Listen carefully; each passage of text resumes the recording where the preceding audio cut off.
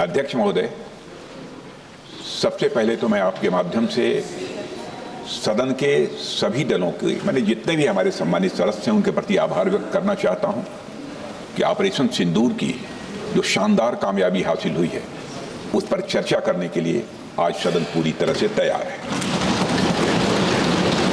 अध्यक्ष महोदय, सबसे पहले मैं इस सदन के माध्यम से मैं देश के उन वीर सपूतों को, उन बहादुर सैनिकों को नमन करता हूं जिन्होंने की राष्ट्र की सीमाओं की रक्षा के लिए जब भी आवश्यकता पड़ी है अपना बलिदान देने में वो पीछे नहीं रहे हैं।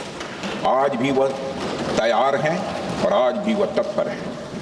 साथ ही मैं उन सैनिकों की स्मृति को भी अध्यक्ष महोदय नमन करता हूं जिन्होंने की भारत की एकता और अखंडता सुनिश्चित करने के लिए अपना सर्वस्व बलिदान कर दिया। मैं पूरे देश की तरफ से सेनाओं के सभी जवानों के प्रति कृतज्ञता व्यक्त करता हूं। अध्यक्ष महोदय, आज मैं आपकी अनुमति से ऑपरेशन सिंदूर से जुड़े कुछ महत्वपूर्ण तथ्यों और विषयों को सदन के समक्ष रखने के लिए यहां खड़ा हूं।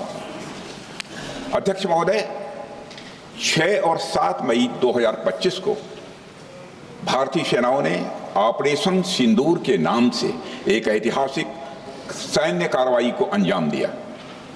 यह केवल एक सैन्य कार्रवाई नहीं थी, बल्कि यह भारत की संप्रभुता, उसकी अस्मिता, देश के नागरिकों के प्रति हमारी जिम्मेदारी और आतंकवाद के खिलाफ हमारी नीति का एक इफेक्टिव और डिसाइसिव डिमॉन्स्ट्रेशन था। अध्यक्ष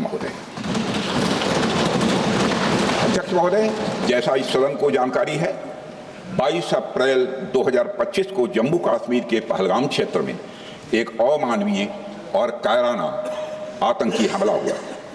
इस हमले में हमारे 25 निर्दोष नागरिकों सहित एक नेपाली नागरिक की भी जान गई थी। उन निर्दोष लोगों की जान उनका धर्म पूछ कर लिया गया।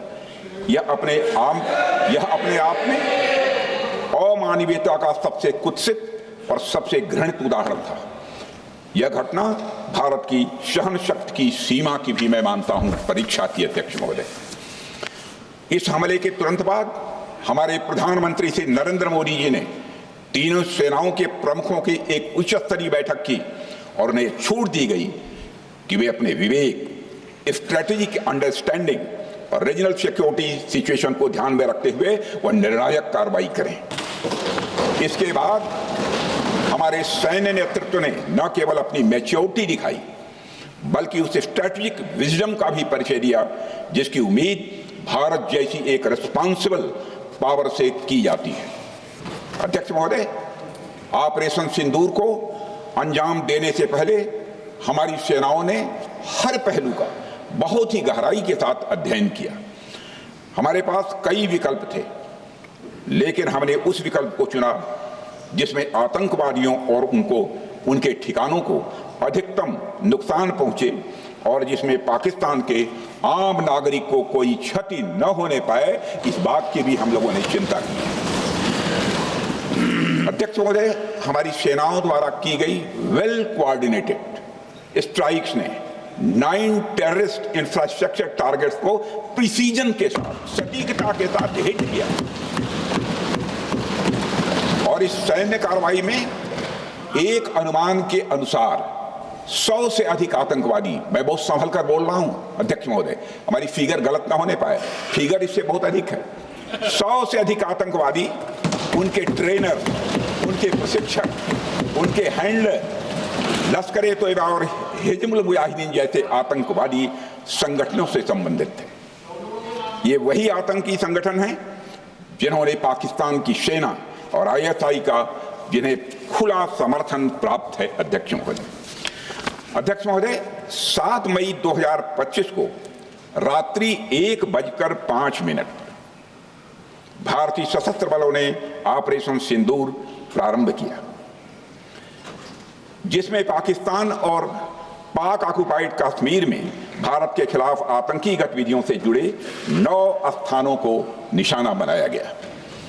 इसमें POK के मुजफ्फराबाद में सवाई नाला और सैयदना बिलाल कैंप, कोटली में मस्जिद अब्बास, व मसबर रहील शाहिद कैंप, कोटली में गुलपुर कैंप, भिम्बर में बरनाला कैंप, कोटली में अब्बास कैंप और पाकिस्तान के पंजाब प्रांत में बहावलपुर, मुहिदके और सरजाल और मेहमुना जोया शामिल थे।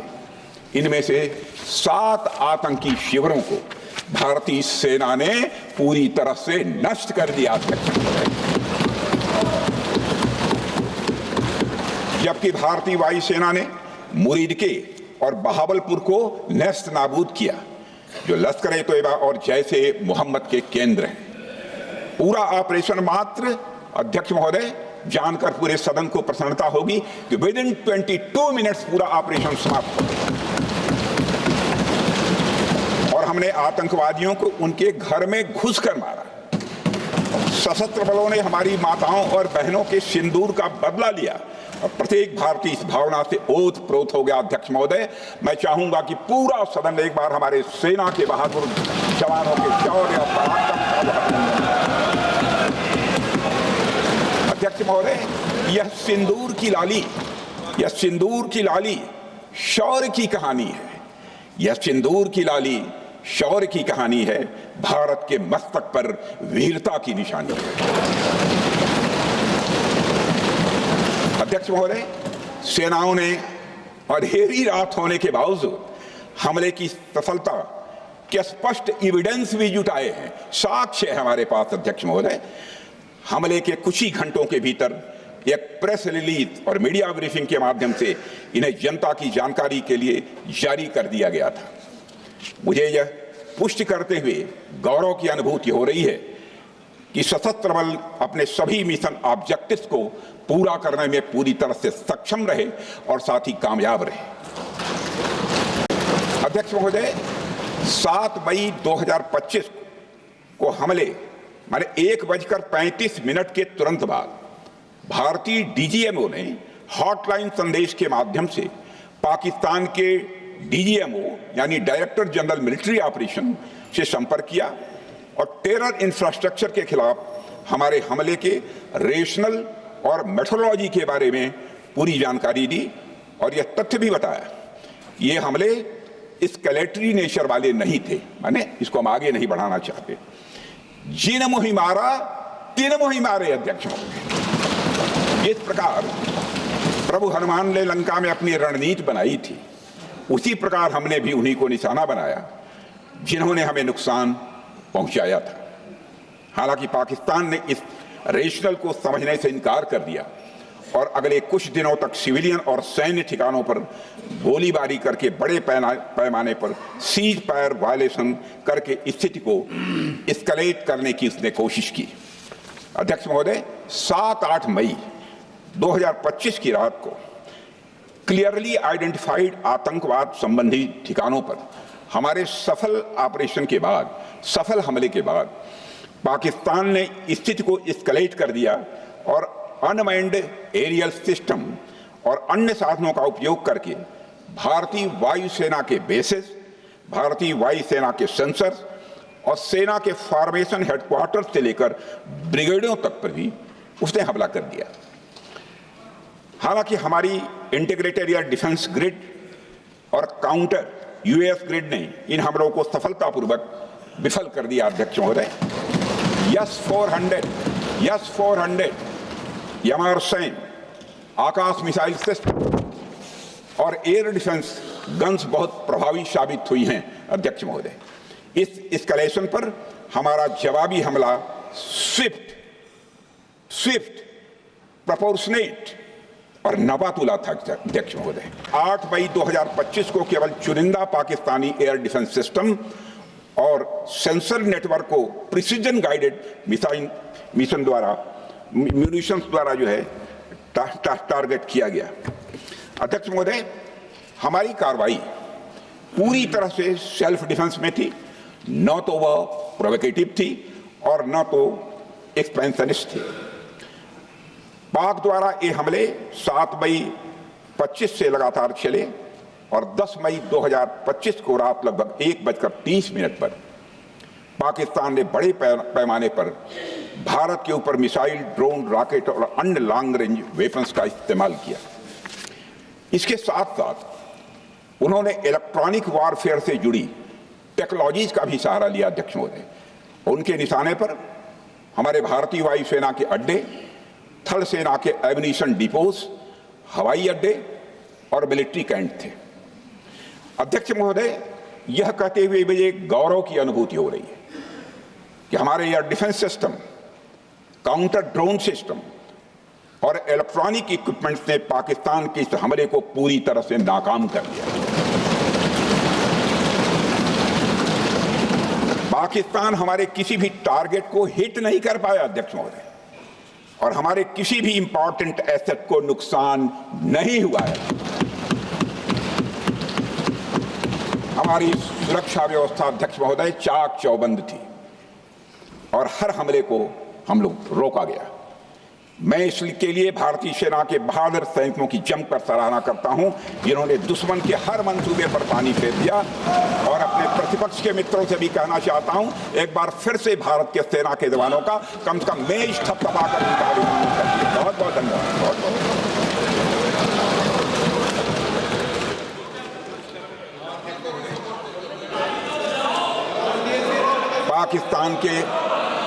पाकिस्तान के इस हमले के जवाब में हमारी कार्रवाई साहसिक थी, ठोस थी और प्रभावी थी। भारतीय वायुसेना ने वेस्टर्न फ्रंट पर पाकिस्तान के हवाई अड्डों, command and control systems, military infrastructures और एयर डिफेंस सिस्टम को निशाना बनाया और इस मिशन को हमारी सेनाओं ने सफलतापूर्वक अंजाम देने में कामयाबी हासिल की। अध्यक्ष महोदय, हमारी सेनाओं ने चकलाला, सरगोधा, रफीकी, रहीम यार खान, जैकबाबाद, सुक्कुर और भोलारी जैसे बड़े एयरबेस पर प्रहार किया और पूरी दुनिया ने भारतीय वायुसेना के शौर्य और पराक्रम की तस्वीर देखी।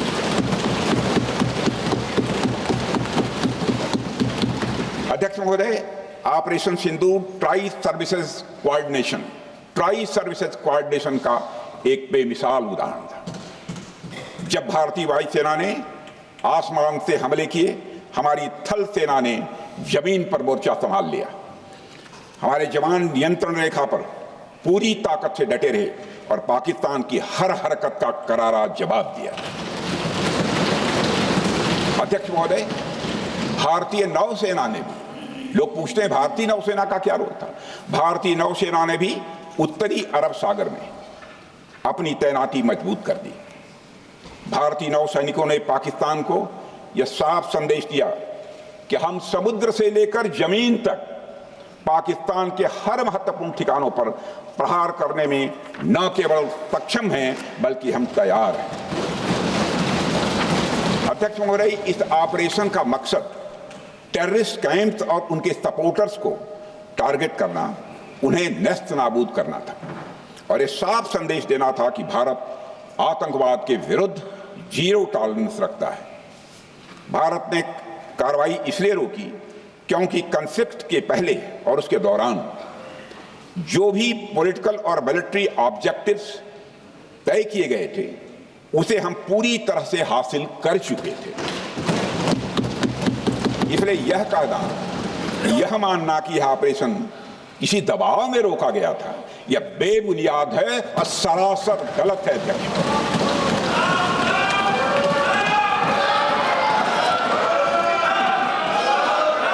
मैं सदन को फिर से आश्वस्त करना चाहता हूं, आपने राजनीतिक जीवन में अध्यक्ष महोदय, मैं आपके माध्यम से सदन को आश्वस्त करना चाहता हूं, अपने राजनीतिक जीवन में जानबूझकर कभी भी असत्य न बोलूं, इसकी भरपूर कोशिश की है मैंने, चाहे सदन हो अथवा सदन के बाहर। अध्यक्ष महोदय, मैं आपके माध्यम से सदन को यह भी अवगत कराना चाहता हूं,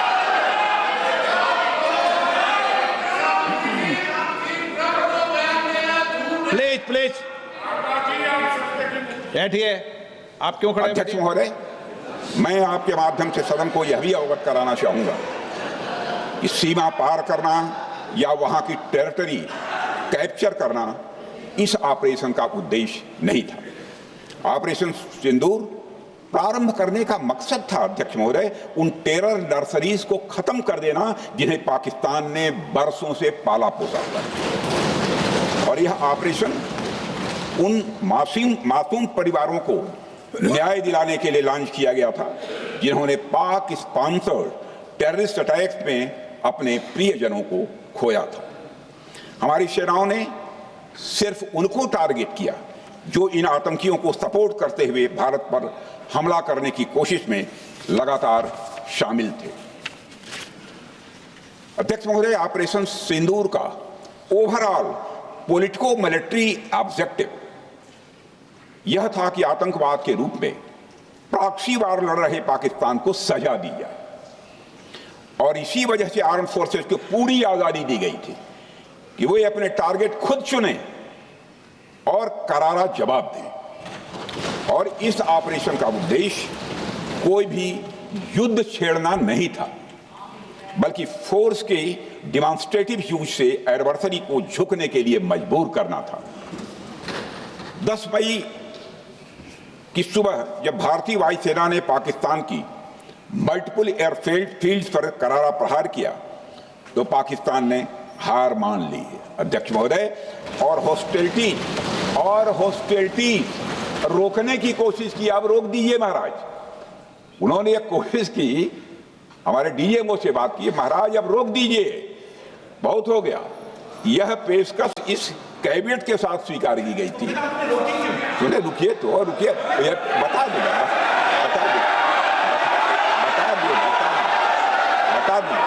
अब बैठ तो आपको मौका मिलेगा। यह क्यों रुका, इसका पहले ही मैं पूरी तरह से वर्णन कर चुका हूं। अध्यक्ष महोदय, मैं नेता प्रतिपक्ष को बहुत सम्मान के साथ कहना चाहता हूं कि कृपया एक बार मेरा पूरा भाषण पूछ लें। आपको प्रश्न पूछने की पूरी आजादी है, आप पूछ सकते हैं, मैं उसका उत्तर दूंगा। 10 मई की सुबह जब भारतीय वायुसेना ने पाकिस्तान की मल्टीपल एयरफील्ड्स पर करारा प्रहार किया तो पाकिस्तान ने हार मान ली और हॉस्टिलिटी रोकने की उन्होंने पेशकश की। यह पेशकश इस कैबिनेट के साथ स्वीकार की गई हम लोगों के द्वारा कि यह ऑपरेशन केवल पाज किया गया है, स्थगित किया गया है। यह ऑपरेशन समाप्त नहीं हुआ है, अध्यक्ष महोदय। अगर पाकिस्तान की ओर से भविष्य में कोई भी मिस एडवेंचर हुआ तो यह ऑपरेशन, अध्यक्ष महोदय, मैं सदन को आश्वस्त करना चाहता हूं, दोबारा प्रारंभ हो।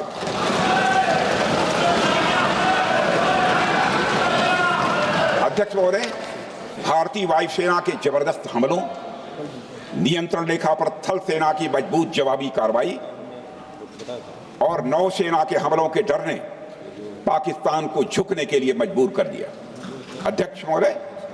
और पाकिस्तान की हार उनकी एक सामान्य विफलता नहीं थी, बल्कि यह उसके सैन्य बल और मनोबल, यह दोनों की एक हार थी। 10 मई को पाकिस्तान के डीजीएमओ ने भारत के डीजीएमओ से संपर्क किया और सैन्य कार्रवाइयों को रोकने की अपील की। मैं सदन में यह बात फिर से दोहराना चाहूंगा कि पाकिस्तान के डीजीएमओ ने भारत के डीजीएमओ से संपर्क किया और सैन्य कार्रवाइयों को रोकने की अपील की। 12 मई को दोनों देशों के डीजीएमओ के बीच औपचारिक संवाद हुआ और दोनों पक्षों ने सैन्य कार्रवाइयों पर विराम लगाने का निर्णय लिया।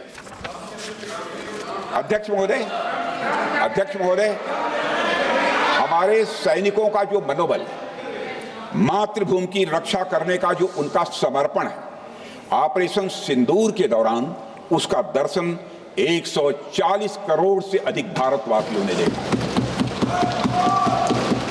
मुझे खुद भी और प्रधानमंत्री जी को सीमावर्ती क्षेत्रों में जाकर हमारे जवानों से मुलाकात का अवसर मिला है। अध्यक्ष महोदय, श्रीनगर के मिलिट्री बेस पर, भुज के एयरबेस पर, उधमपुर के कमांड सेंटर पर, हर जगह प्रत्यक्ष मैंने अपनी आंखों से देखा कि हमारे सैनिकों का मनोबल अपनी पूरी बुलंदी पर था। उनकी आंखों में विश्वास है और उनका संकल्प अडिग है वे न केवल भारत की सीमाओं की रक्षा कर रहे हैं बल्कि हमारे राष्ट्रीय स्वाभिमान की भी अध्यक्ष महोदय रक्षा कर रहे हैं। अध्यक्ष महोदय, किसी भी देश में जनता सत्ता पक्ष को और विपक्ष को अलग अलग दायित्व सौंपती है, दोनों को अलग अलग दायित्व, और हेल्दी डेमोक्रेसी में तो स्वाभाविक है। सत्ता पक्ष का काम होता है जनता के हितों को ध्यान में रखते हुए कार्य करना, और विपक्ष का काम होता है सरकार से जनता के मुद्दों से संबंधित जरूरी प्रश्न पूछना। ऑपरेशन सिंदूर क्यों शुरू किया गया, इसकी जानकारी पहले भी दी गई है और आज भी मैंने सदन को दी है।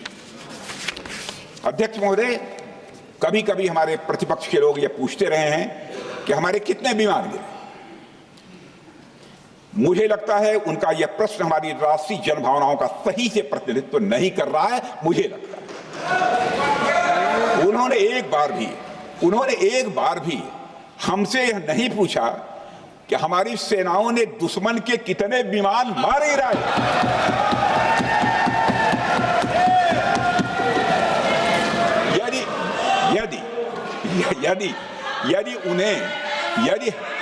यदि उन्हें प्रश्न पूछना ही है अध्यक्ष महोदय, तो उनका प्रश्न यह होना चाहिए, क्या भारत ने आतंकवादी ठिकानों को तबाह किया?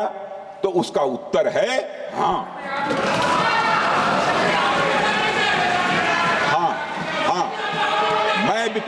मैं विपक्ष के सम्मानित साथियों से कहना चाहता हूं कि आपको प्रश्न पूछना है तो यह प्रश्न पूछिए, क्या ऑपरेशन सिंदूर सफल रहा? तो उसका उत्तर है हाँ।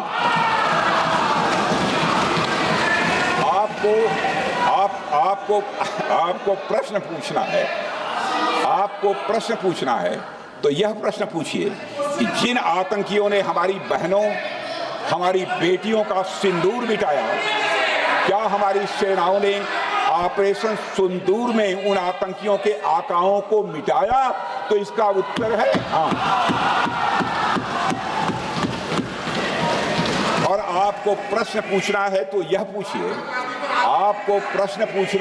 यह पूछिए कि इस ऑपरेशन में क्या हमारे जाबाज सैनिकों को कोई क्षति हुई है? तो उसका उत्तर है नहीं। अध्यक्ष महोदय, लक्ष्य जब बड़े हो तो अपेक्षाकृत छोटे मुद्दों पर हमारा ध्यान नहीं जाना चाहिए। लक्ष्य बड़े हों तो छोटे मुद्दों पर, अपेक्षाकृत जो छोटे मुद्दे होते हैं कंपैरेटिवली, उन पर ध्यान नहीं जाना चाहिए, क्योंकि छोटे मुद्दों पर ही ध्यान देते रहने से देश की सुरक्षा और सैनिकों के सम्मान और उत्साह जैसे बड़े मुद्दों से ध्यान हट सकता है, जैसा कि विपक्ष के हमारे कुछ साथियों के साथ हो रहा है।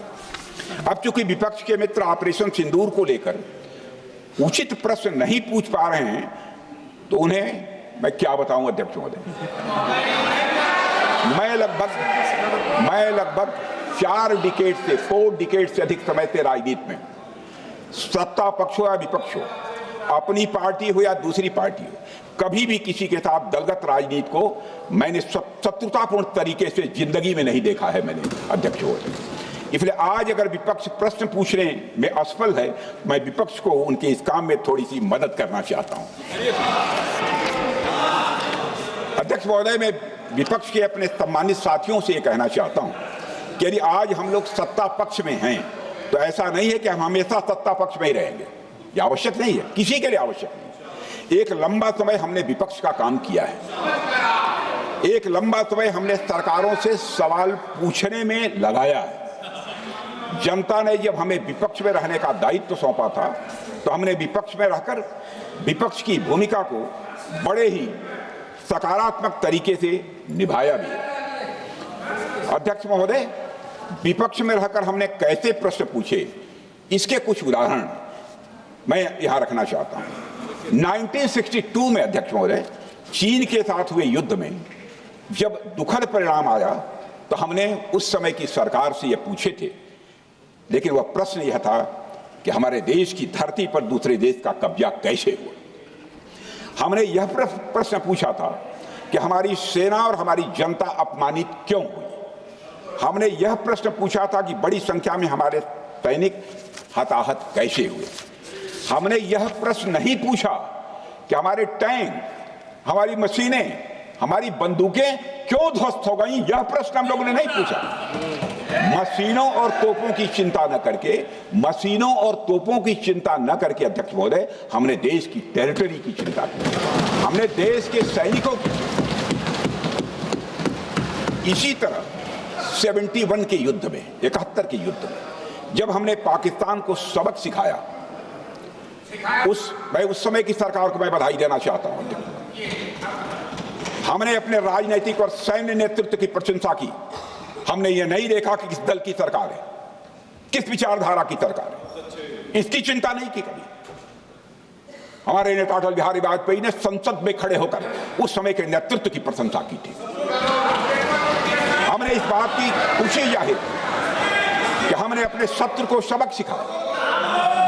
हमने उस दौरान यह प्रश्न नहीं पूछा कि सबक सिखाने के दौरान में भारत के कितने प्लेन्स गिरे, भारत के कितने इक्विपमेंट्स बर्बाद हुए।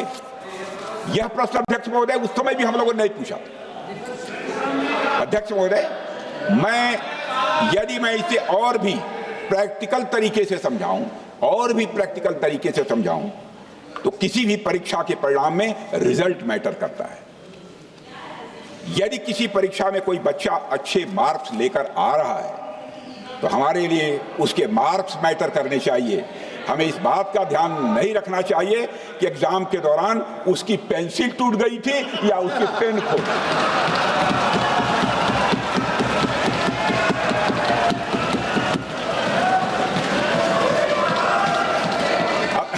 अध्यक्ष महोदय, अल्टीमेटली रिजल्ट मैटर करता है और रिजल्ट यह है, अध्यक्ष महोदय, अल्टीमेटली रिजल्ट मैटर करता है और रिजल्ट यह है अध्यक्ष महोदय कि ऑपरेशन सिंदूर के दौरान हमारी सेनाओं ने जो लक्ष्य निर्धारित किया था, उन लक्ष्यों को पूर्ण रूप से प्राप्त करने में हमने कामयाबी हासिल की।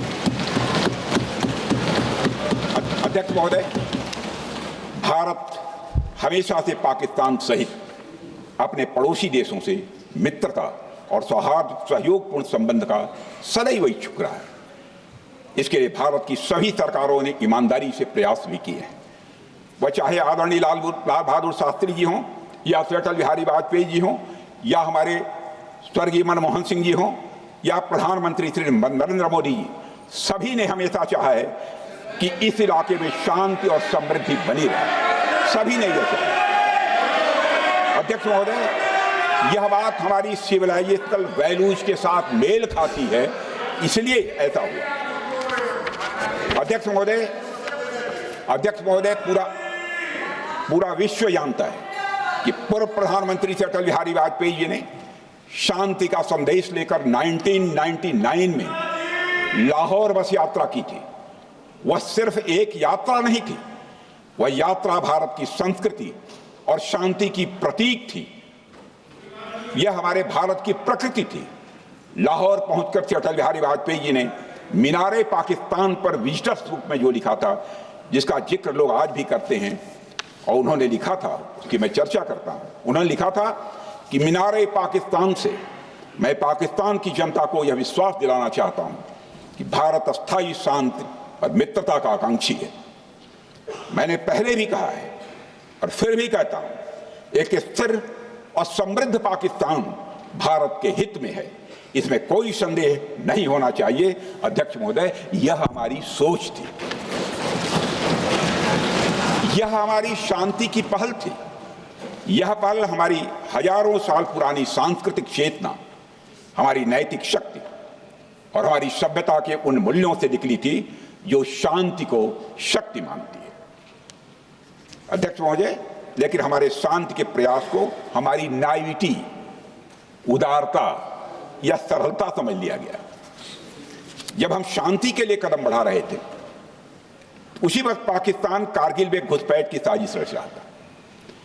हम दोस्ती के राह पर थे तो वो षड्यंत्र की राह पर थे। जब हम मामला खुलकर सामने आया तो हमारे वीर सैनिकों ने इस घुसपैठ के खिलाफ कार्रवाई करना प्रारंभ किया, और जब भारत की जीत सामने दिखाई दे रही थी तो पाकिस्तान ने परमाणु युद्ध की धमकी दे डाली। अध्यक्ष महोदय, तब हमारे प्रधानमंत्री, तत्कालीन प्रधानमंत्री आदरणीय अटल बिहारी वाजपेयी जी ने कहा था पाक सेना के परमाणु हमले से भारत का तो कुछ नहीं बिगड़ेगा, लेकिन पाकिस्तान दूसरे दिन का सूरज नहीं देख पाएगा।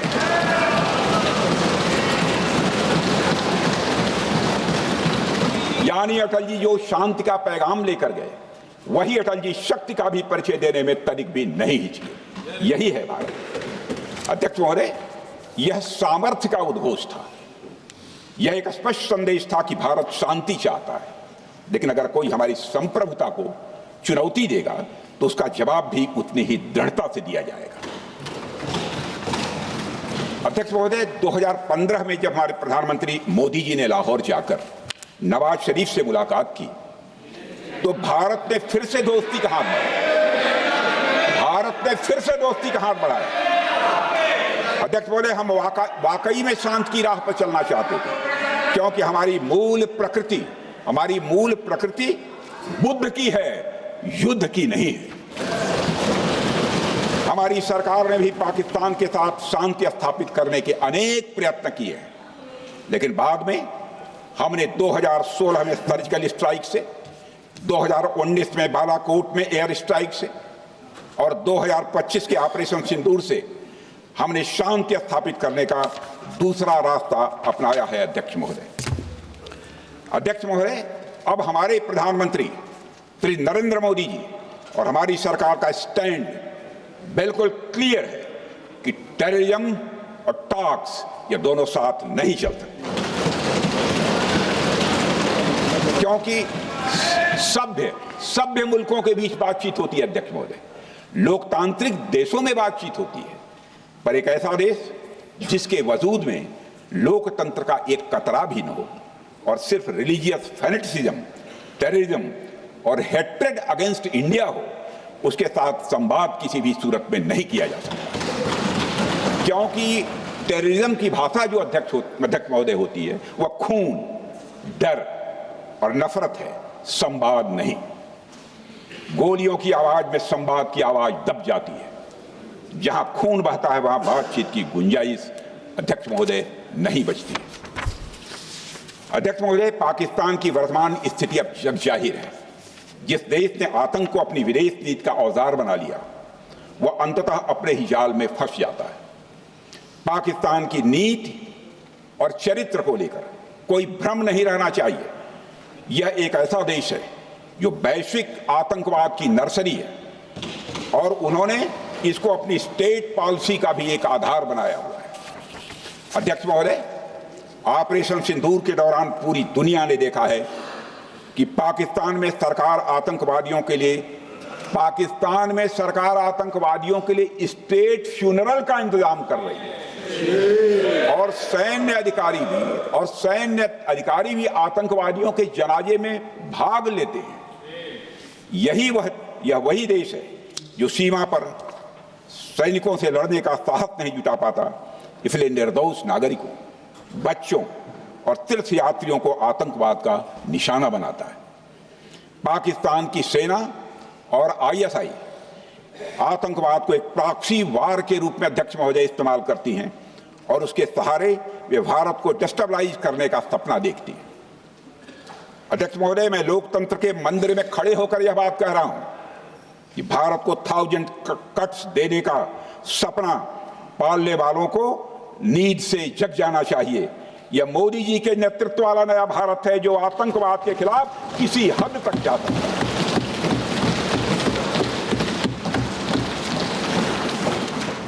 अध्यक्ष महोदय, आप भारत का इतिहास जानते हैं।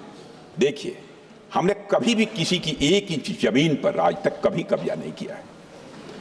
हम यह भी जानते हैं कि युद्ध अपनी बराबरी वालों से करना चाहिए। ऐसा गोस्वामी तुलसीदास जी ने लिखा है और गोस्वामी तुलसीदास जी कहते हैं कि नीति ऐसी ही होनी चाहिए, प्रीति और बैर बराबरी वाले से ही करनी चाहिए। शेर यदि मेढकों को मारे तो उसका बहुत अच्छा संदेश नहीं आता है अध्यक्ष महोदय। और अध्यक्ष महोदय, हमारे देश की सेना शेर है।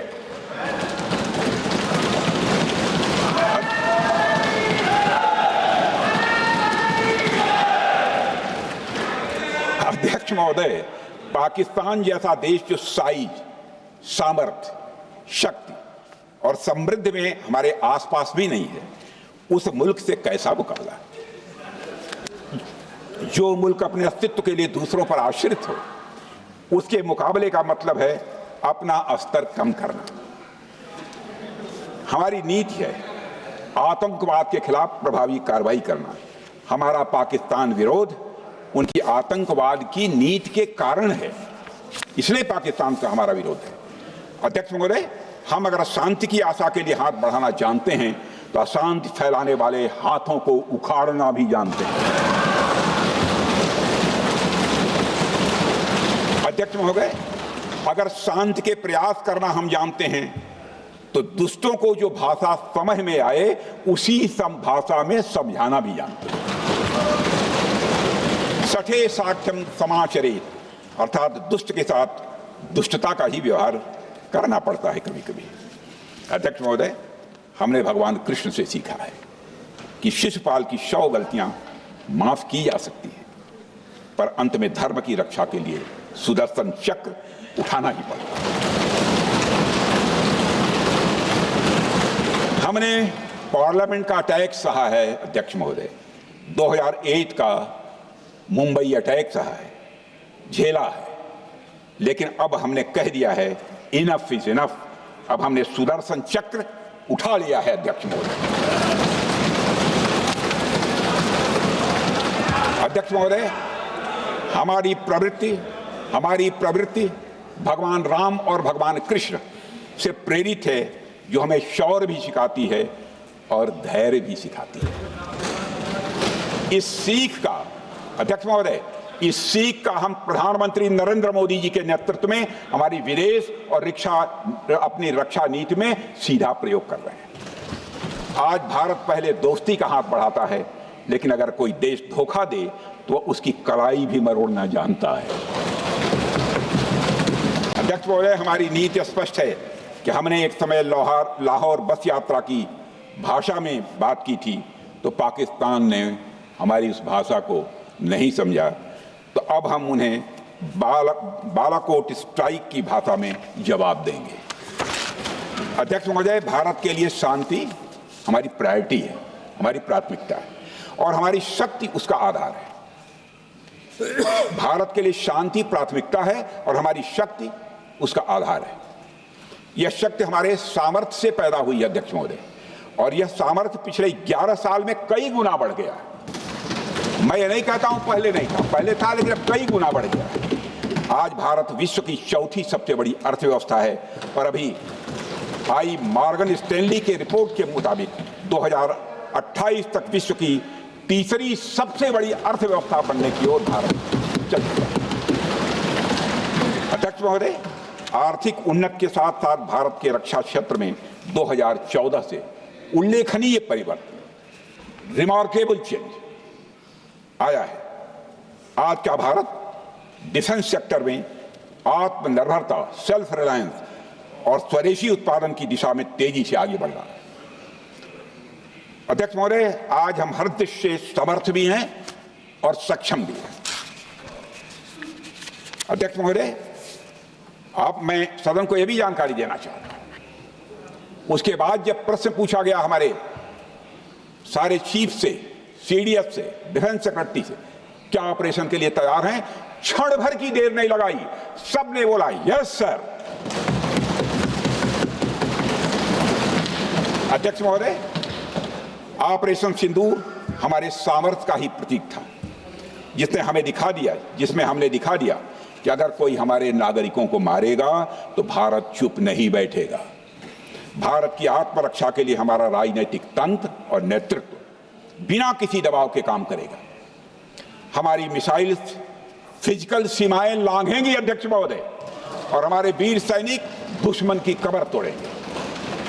अध्यक्ष महोदय, हम आतंकवाद को उसके हर रूप और स्वरूप में पूरी तरह समाप्त करने के लिए पूरी तरह से प्रतिबद्ध हैं, और इस संदर्भ में हमें एक महत्वपूर्ण बात समझनी होगी। Pakistan sponsored terrorism is not random madness, there is a method in this madness. यह एक सुनियोजित रणनीति है, यह एक फंडामेंटल रेज है। अध्यक्ष महोदय, प्रसिद्ध लेखक वीएस नायपाल ने सही कहा था, पाकिस्तान में होना एक ऐसी अल्टरनेट और कंट्रास्टिंग रियलिटी है, where war is peace, freedom is slavery, ignorance is strength. यानी यहां युद्ध ही शांति है, गुलामी ही स्वतंत्रता है और जिहालत यानी अज्ञानता ही ताकत है। अध्यक्ष महोदय, इसलिए पाकिस्तान द्वारा प्रायोजित आतंकवाद कोई पागलपन नहीं है। पाकिस्तान द्वारा प्रायोजित आतंकवाद कोई पागलपन नहीं है, यह एक सोची समझी साजिश का हिस्सा है। यह एक ऐसी प्रक्रिया है जो आतंक को एक पॉलिटिकल टूल की तरह इस्तेमाल करती है। यह सिर्फ आतंकवाद नहीं, यह एक टूल किट है, एक ऐसा टूल किट जिसे पाकिस्तान की सेना और उसकी एजेंसियां एक नीति के तहत अपनाए हुए हैं। This tool kit is in opposition to civilized code of conduct that the rest of the world prefers to abide by। यानी यह टूल किट उस सिविलाइज्ड कोड ऑफ कंडक्ट के खिलाफ है जिसे दुनिया का हर जिम्मेदार देश मानता है। अध्यक्ष महोदय, यह एक कट्टरपंथी सोच की उपज है जिसमें सहिष्णुता के लिए कोई जगह नहीं। हमारा पाकिस्तान के साथ कोई सीमा का संघर्ष नहीं है अध्यक्ष महोदय, बल्कि यह सभ्यता बनाम बर्बरता का संघर्ष है।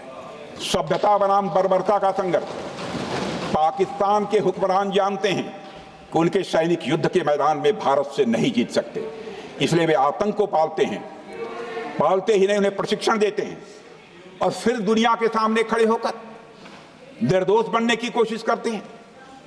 अध्यक्ष महोदय, पाकिस्तान दोहरे मापदंड और झूठ की बुनियाद पर खड़ा हुआ एक ऐसा देश है जो अब फेल्ड स्टेट के तौर पर देखा जा रहा है। भारत ने ऑपरेशन सिंदूर के जरिए पूरी दुनिया को दिखा दिया है कि हम इस आतंकवाद के गंदे खेल को जड़ से समाप्त करने का संकल्प ले चुके हैं। अध्यक्ष महोदय, जब अटल जी प्रधानमंत्री थे तब पाकिस्तान के साथ कंबोजिट डायलॉग के लिए भारत की शर्त थी कि पाकिस्तान अपनी जमीन का प्रयोग भारत के खिलाफ टेररिज्म फैलाने के लिए नहीं करेगा। एक कंपोजिट डायलॉग के लिए भारत की शर्त थी, जिसे पाकिस्तान ने भी मान लिया था उसमें। लेकिन दुर्भाग्य से 2009 में शर्म एल शेख में तत्कालीन सरकार ने एक बड़ी भूल की, जब कंपोजिट डायलॉग प्रोसेस से पाकिस्तान प्रायोजित आतंकवाद को डीलिंक कर दिया गया। यानी बातचीत जारी रखने के लिए पाकिस्तान द्वारा अपनी जमीन को आतंकवाद के लिए प्रयोग न करने की शर्त को ही डाइल्यूट कर दिया गया। मैं मानता हूं यह भारत की स्ट्रेटेजिक पोजीशनिंग को कमजोर करने वाला एक कदम था। अध्यक्ष महोदय, ऐसी ही एक और गंभीर चूक तत्कालीन सरकार ने 2006 में हवाना में भी हुई थी, जब पाकिस्तान को आतंकवाद का विक्टिम माना गया और एक ज्वाइंट एंटी टेरर मैकेनिज्म बनाने पर सहमति भी हुई थी। 2006 की बात कर रहा हूं। अध्यक्ष महोदय, यह सोचने वाली बात है कि जो देश आतंक को पैदा करता है, उसे पालता है, उस देश को ही आतंक से पीड़ित मान लेना कितना बड़ा स्ट्रेटेजिक ब्लंडर है।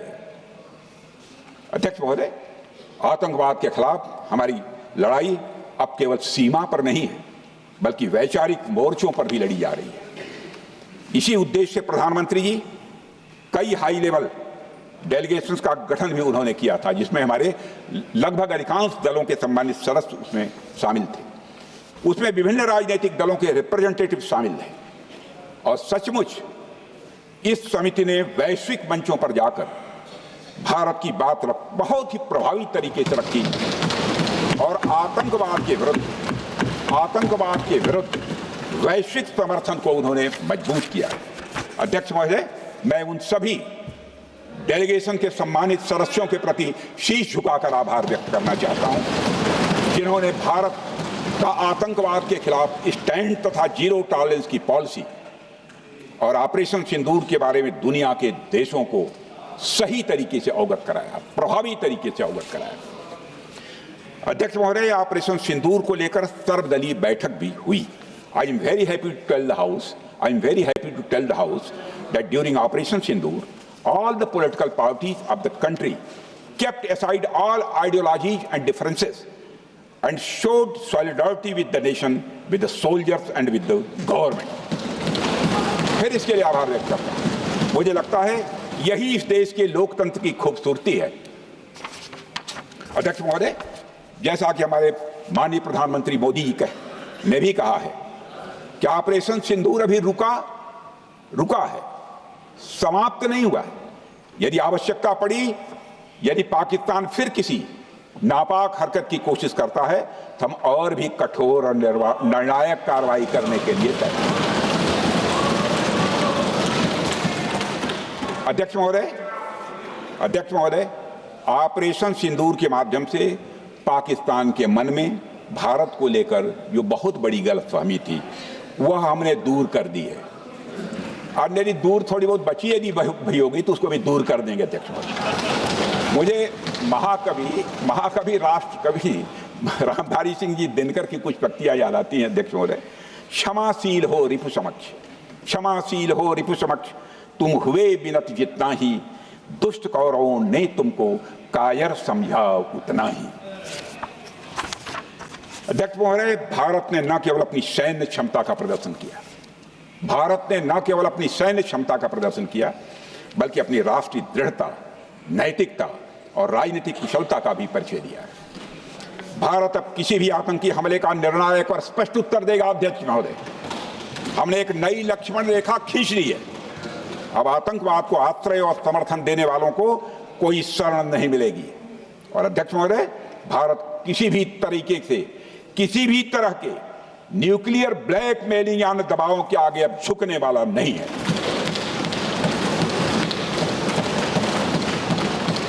अध्यक्ष महोदय, ऑपरेशन सिंदूर के माध्यम से जो हमने किया और उससे पहले सर्जिकल स्ट्राइक और एयर स्ट्राइक के जरिए जो संदेश दिया गया वह बहुत पहले ही हो जाना चाहिए, लेकिन जो होता है समय पर ही होता है। अध्यक्ष महोदय, हमारी सरकार ने आतंकवाद के खिलाफ हमारी जीरो टॉलरेंस की नीति को दुनिया के हर मंच पर पूरी तरह से स्पष्ट कर दिया है और हम उस पर कोई समझौता किसी भी सूरत में नहीं करने वाले हैं। अभी कुछ सप्ताह पहले मुझे शंघाई कोऑपरेशन ऑर्गेनाइजेशन की डिफेंस मिनिस्टर्स मीटिंग में जाने का अवसर मिला था। वहां जो डिक्लेरेशन तैयार किया जा रहा था उसमें आतंकवाद पर भारत का स्टैंड डाइल्यूट हो रहा था। हमने साफ कह दिया कि जब तक आतंकवाद के मुद्दे पर भारत का स्टैंड रखा नहीं जाएगा हम किसी ज्वाइंट स्टेटमेंट पर साइन नहीं करेंगे और इसकी वजह से वहां कोई ज्वाइंट स्टेटमेंट नहीं आया। अध्यक्ष महोदय, इसका परिणाम क्या? अब देखिए, हमारे प्रधानमंत्री जी ब्रिक्स की बैठक में ब्राजील गए, करिश्मा किया है हमारे प्रधानमंत्री। तो चीन की मौजूदगी में जो ज्वाइंट डिक्लेरेशन आया उसमें जम्मू और कश्मीर में हुए आतंकी हमले को कंडेम भी किया गया। यह प्रधानमंत्री ने करिश्मा करके दिखाया, यानी भारत की बात अंततः मानी गई। और यह ब्रिक्स सम्मेलन के इतिहास में पहली बार हुआ जब जम्मू एवं कश्मीर में हुए किसी आतंकी घटना को खुलकर कंडेम किया गया। मैं इस सदन को याद दिलाना चाहता हूं, 2008 में मुंबई में इतनी बड़ी आतंकी घटना हुई, मगर उस समय की सरकार को जो प्रभावी कार्रवाई करनी चाहिए थी वो नहीं हो पाई लेकिन उसमें सबसे दुखद और आश्चर्य की बात है, कई वर्ल्ड फोरम, इंटरनेशनल फोरम पर जो उसका कंडेमनेशन होना चाहिए, जो उसकी निंदा की जानी चाहिए, वह भी जितना होना चाहिए नहीं हो पाया। अध्यक्ष, यदि आप उस घटना के बाद हुए ब्रिक्स सम्मेलन के डॉक्यूमेंट्स उठाकर देख लीजिए, मुंबई आतंकी हमले का कहीं जिक्र भी नहीं है। और अध्यक्ष महोदय, जब केंद्र में प्रधानमंत्री मोदी जी के नेतृत्व में सरकार बनी तब जाकर कहीं के हालात कुछ बदलने शुरू हुए और साल 2017 में हुए ब्रिक्स सम्मेलन में पहली बार 2017 में हुए ब्रिक्स सम्मेलन में पहली बार आतंकवाद से लश्कर और जैश जैसे आतंकवादी संगठनों को जोड़ा गया। यह भी अपने में करिश्माई काम था। यह परिस्थिति इसलिए बनी क्योंकि इसके ठीक एक साल पहले उरी की घटना के भारत की सेनाओं ने सीमा पर जाकर सर्जिकल स्ट्राइक की थी। हमने दुनिया को बताया कि आतंकवाद के खिलाफ हम सरहद के इस पार भी मारेंगे और जरूरत पड़ी तो आतंकियों के घर में घुसकर भी मारेंगे। यह बदलाव प्रधानमंत्री मोदी जी के नेतृत्व में आया है। अध्यक्ष महोदय, यह वही नीति है जो पहले की सरकारों को भी अपनानी चाहिए थी। उन सरकारों को जिनके शासनकाल में भारत ने सबसे भीषण आतंकी हमलों का सामना किया, जिनमें 2008 का मुंबई हमला आज भी हर हिंदुस्तानी के जेहन में बैठा हुआ है, जिंदा है, एक न भूलने वाली त्रासदी के रूप में जिंदा है। अध्यक्ष महोदय, मैं श्री प्रणब मुखर्जी जी ने अपनी किताब द कोलिशन ईयर्स में लिखा है, मेरे पास है भी वो, कोलिशन ईयर्स में लिखा है कि जब मुंबई अटैक हुआ था, प्रणोदा ने लिखा है, जब मुंबई अटैक हुआ था, India had evidence that the terrorist came from Karachi port. Pakistan के नॉन स्टेट एक्टर्स के बहाने पूरी दुनिया में, नॉन स्टेट एक्टर्स के बहाने को पूरी दुनिया में कोई मान नहीं रहा था। उन्होंने लिखा है प्रणोदा ने, and I quote, amid heated debates within the cabinet, there was a demand for military intervention which I rejected. यह उन्होंने लिखा, मैंने नहीं लिखा, अनकोट। अध्यक्ष महोदय, भारतीय विदेश सेवा के एक वरिष्ठ अधिकारी ने भी अपनी किताब में इस बात की पुष्टि की है, जिनका नाम है अजय बिसारिया, और वो शायद फॉरेन सेक्रेटरी थे, कि मुंबई हमले के तुरंत बाद एक उच्च स्तरीय बैठक हुई थी जिसमें तत्कालीन विदेश मंत्री प्रणोदा ने पूछा व्हाट शुड बी डन। तो विदेश सचिव शिवशंकर मेनन जी ने सुझाव दिया कि भारत मोरदके में लश्कर ए तोयबा के मुख्यालय पर क्रूज मिसाइल से हमला कर सकता है। यह सुनकर प्रणोदा ने चश्मा उतारकर साफ किया और सभी अधिकारियों को धन्यवाद देकर बैठक समाप्त कर दिया। अध्यक्ष महोदय, उस समय की सरकार ने जो सही समझा वो किया, पर मैं मानता हूं कि अगर तब की सरकार ने भी 2016 सर्जिकल स्ट्राइक, 2019 एयर स्ट्राइक जैसे निर्णायक और कठोर कदम उठाए होते तो पाकिस्तान की स्ट्रेटेजिक कैलकुलस बदल सकती थी। एक पावरफुल और decisive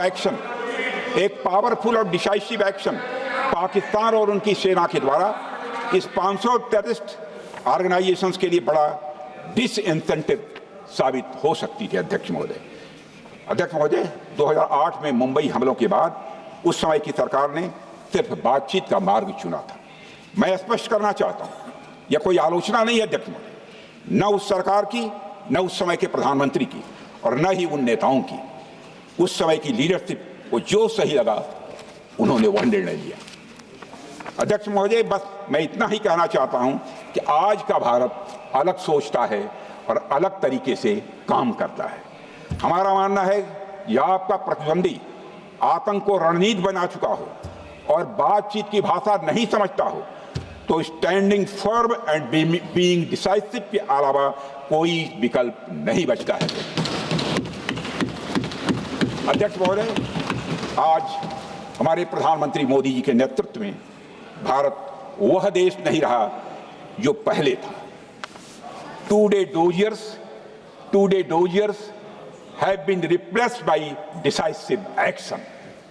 Two-day doziers have been replaced by decisive action.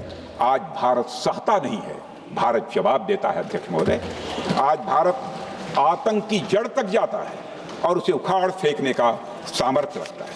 अध्यक्ष महोदय, मैं इस सदन को और देश की जनता को यह विश्वास दिलाना चाहता हूं कि हमारी सरकार, हमारी सेनाएं और हमारी लोकतांत्रिक संस्थाएं सब मिलकर, हम और ये सारे लोग सभी मिलकर देश की एकता, अखंडता और सुरक्षा के लिए जो भी कदम उठाना आवश्यक होगा वह कदम उठाएंगे और उसके प्रति हम पूरी तरह से कमिटेड हैं। अध्यक्ष महोदय, अंत में मैं केवल इतना ही कहना चाहता हूं, यह समय एकजुट होकर अपनी सुरक्षा, संप्रभुता और आत्मसम्मान की रक्षा के संकल्प को और अधिक मजबूत करने का है। हमें यह याद रखना होगा कि हमारी सामाजिक और राजनीतिक एकता ही यह हमारी सबसे बड़ी ताकत है। अध्यक्ष महोदय, आतंकवाद को समर्थन देने वालों को यह स्पष्ट संदेश चला गया है कि भारत अपनी मातृभूमि की रक्षा के लिए पूरी तरह से संकल्पबद्ध है। आइए हम सभी दलगत भाव से ऊपर उठकर, आइए हम सभी दलगत भाव से ऊपर उठकर संगच्छध्वम संगवरध्वम के मंत्र से प्रेरणा लेकर एक साथ खड़े हो जाएं और हम इस राष्ट्रीय संकल्प को मजबूत करें। यही हम सबका राष्ट्रीय दायित्व है। और इन्हीं शब्दों के साथ अध्यक्ष महोदय, आपने मुझे विचार रखने का अवसर दिया, आपके प्रति आभार व्यक्त करते हुए और अपने सभी सम्मानित सदस्यों के प्रति धन्यवाद की व्यक्त करते हुए अपना निवेदन समाप्त करता हूँ। सबने शांतिपूर्वक